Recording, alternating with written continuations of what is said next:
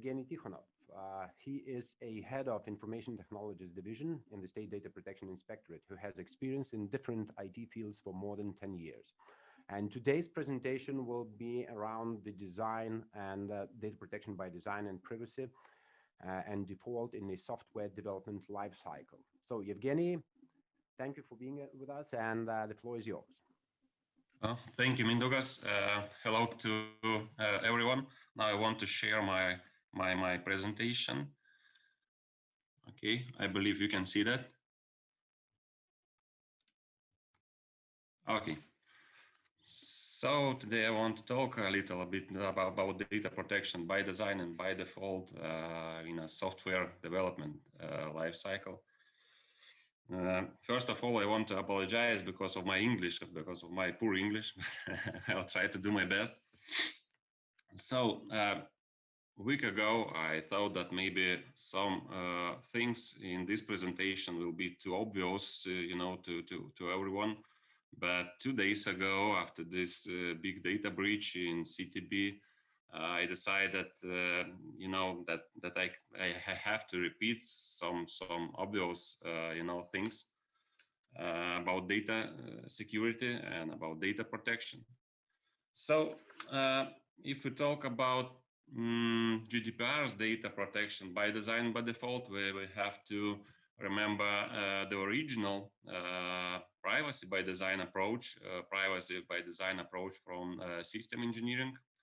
And the original privacy by design approach is about data protection when data doesn't need this protection. It's deal with anonymization. The key concept was that we have to anonymize our data. And good example was the GPS devices. But now we have GDPR, and from GDPR's point of view, we cannot deal without personal data in any system today, because today we deal every time with data. And now we have this, multi-facelet concept, and really difficult concept. And more of that, GDPR say to us that we have to ensure human rights. And all these rights, yes, and these rights really impacted technology and our development process, because it's difficult things to ensure these rights. Because in data security or in hardware management or in system development standards, there is nothing changed. There is nothing new. But new thing is the human rights and a few GDPR principles. You can see here data processing principles. And also one beautiful principle is accountability, that the data processor accountable to DPO about these principles. And when we incorporate these two things, I mean data subject rights and data protection principles with personal data security in one, software or system thing, we can call this that we ensure data protection by design and by default. And good question, and who cares about that? So I believe not this guy or these guys. They say that they collect our data to keep us safe, but it's like a humor, okay? And because why? The thing is that GDPR's purposes do not correlate with business purposes. I mean that when business do a risk assessment, the GDPR or human rights is just another risk for them. And after the GDPR, we change our point of view, because the key concept in risk assessment is human rights and impact to data, subject, freedoms, and rights. So, okay, here we can see software development lifecycle. This lifecycle, what you see, it's Lithuanian State Information Systems lifecycle by the law, but you can adopt this to any software or systems, IT system development. So the first step is initiation, and initiation it's most important step, and we deal here with training and with requirements. The second big step is implementation. We deal here with designing, coding or programming, testing, and test operation. Then operation, modernization, and disposition of our system or software, and with data too. So about training.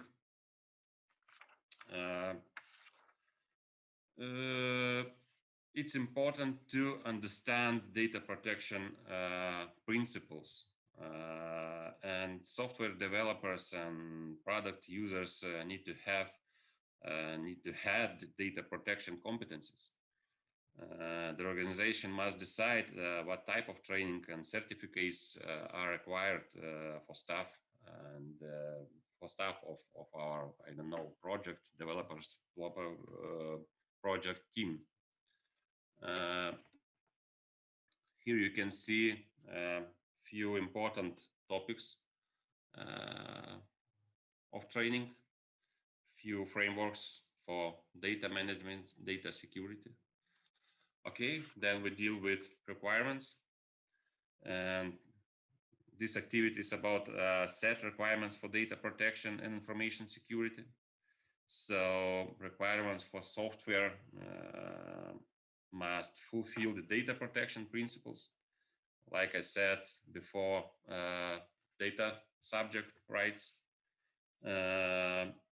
fulfill the company's purposes and governance, and we have to ensure that the end of the product is secure after all this process.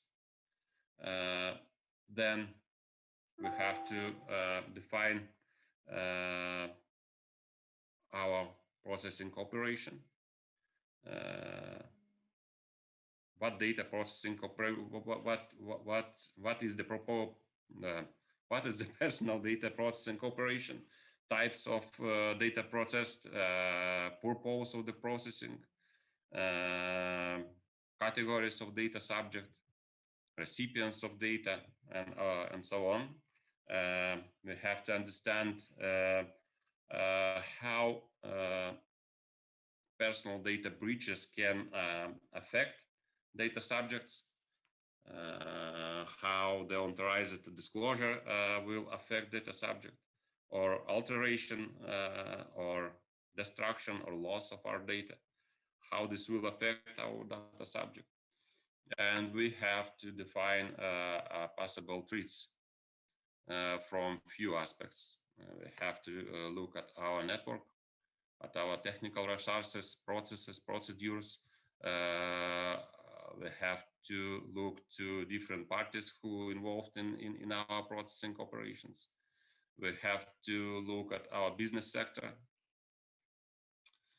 And then we have to define acceptable levels of risks.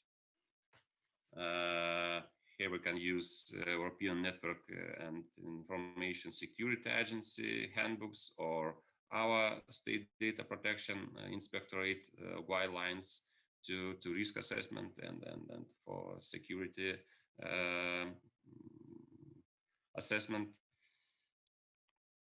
Okay, so when you establish the levels for risk for data protection and levels for risk for security, you have to look at the at these categories, like data subject must have control of their data.